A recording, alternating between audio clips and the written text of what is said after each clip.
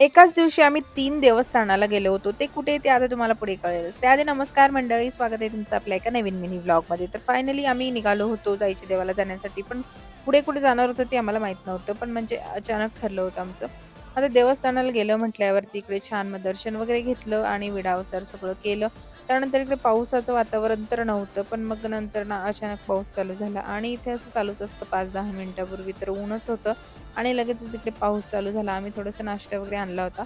त्या दिवशी उपासच होता. मग थोडंसं उपासाचं फराळ वगैरे केलं. इकडे छान पावसाचा आनंद घेतला. त्यानंतर आम्ही तिथून 7-8 किलोमीटरच्या अंतरावरती आहे जायच्या देवाच्या पुढे तिथे गेलो होतो. स्वयंप्रकाश महाराजांचं मंदिर आहे. आजूबाजूचा मठाचा परिसर खूपच छान होता. त्यानंतर मग तिथून परत आम्ही गेलो होतो अमसरीला. आता ह्या सगळ्या गोष्टी आमच्या निश्चित नव्हत्या. पण तरीही आम्ही गेलो होतो आणि छान प्रवास वगैरे झाला आणि इकडेच येऊन तर मग एकदम मन एकदम छान प्रसन्न झालं. कारण की हा धबधबा आणि ते बघून खूप छान वाटत होतं सगळं पाणी वगैरे बघून. चला तर मग आता भेटूया नेक्स्ट व्लॉगमध्ये.